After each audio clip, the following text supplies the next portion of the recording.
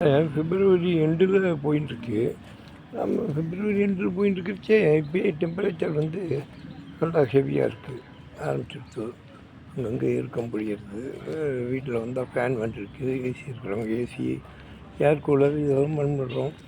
Already tariff rate EB ஏறின்ட்டுருக்கு கண்ணா அப்படின்னான்னு ஆவரேஜாக ரொம்ப போகுது. அப்படி இருக்கும்போது நிலத்தடி நீரும் குறைஞ்சி போச்சு.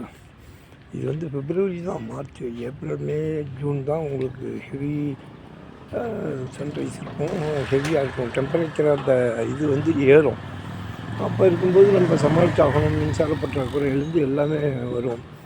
அப்படிங்கும்போது நம்ம வந்து நிலத்தடி நீரும் இப்போ ரொம்ப குறைஞ்சின்னு இருக்கு.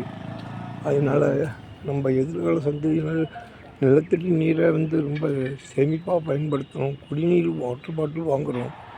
அது ஒரு 5 லிட்டர் வாட்டர் பாட்டில் தயாரிக்கிறதுக்கு கிட்டத்தட்ட 20 லிட்டர்லேருந்து 30 லிட்டர் தண்ணி வீணாக போகுதுன்னு சொல்கிறா.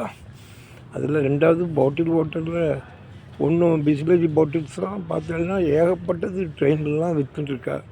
அதில் சத்துக்களே இல்லை, எல்லா தாது உப்புக்கள் மினரல்ஸ் எல்லாம் எடுத்துடுறா அப்படிங்கிறா. சுவையானதுன்னு போட்டு வியாபாரம் ஆகிட்டுருக்கு.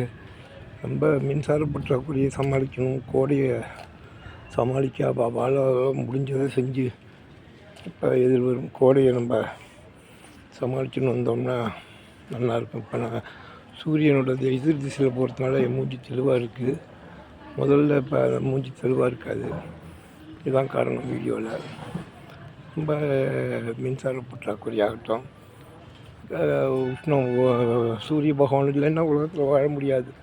பயிர், மரம், செடி, கொடி, உயிர்கள் எல்லோரும் மாணிக்க வாசகர் திருவாசகத்தில் சொன்னாப்புல உள்ளாய் பூண்டாய் புழுவாய் பல்லிருக்குமாய் மதுரை அசுரராய் தேவராய் கணங்களாய் எல்லா பிறப்பும் பிறந்தளித்தேன்னு படிக்கிற மாதிரி எல்லாத்துக்கும் சூரிய ஒளி அவசியம் தேவை. அது நம்ம கோடையில் வரும்போது இவ்வளோ வெயில் இருக்கிறதுன்னு நம்ம யாரும் தூற்றக்கூடாது.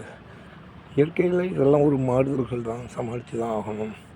நிலத்தடி நீர் ரொம்ப வீணாக போயின்ட்டுருக்கு. டீப் மெர்சிபிள் பம்பு போடுறத கொஞ்சம் நிறுத்திக்கணும். மேட்டூர் டேமில் தண்ணி நிறையா வந்தால் அதை நல்லா சிக்கனமாக பயன்படுத்தி விவசாயத்தை நல்லா பண்ணணும். இப்படிலாம் தண்ணியை நம்ம சிக்கனமாக பயன்படுத்தி எல்லோரும் உபயோகப்படுத்தியிருந்தோம்னா கொஞ்சம் எதிர்கால சந்ததியினருக்கும் இந்த குடிநீர் பற்றாக்குறை இல்லாமல் பார்த்துக்கலாம். கோடையும் எல்லோரும் அவங்க வாழ முடிஞ்ச அளவுக்கு சமாளிக்கிறதுக்கு முயற்சி பண்ணணும்னு இப்பயே கேட்டுக்கிறேன். நன்றி. ராமசாமி ஃப்ரம் கும்பகோணம், கேப்பட், கோயம்புத்தூர். தேங்க்யூ.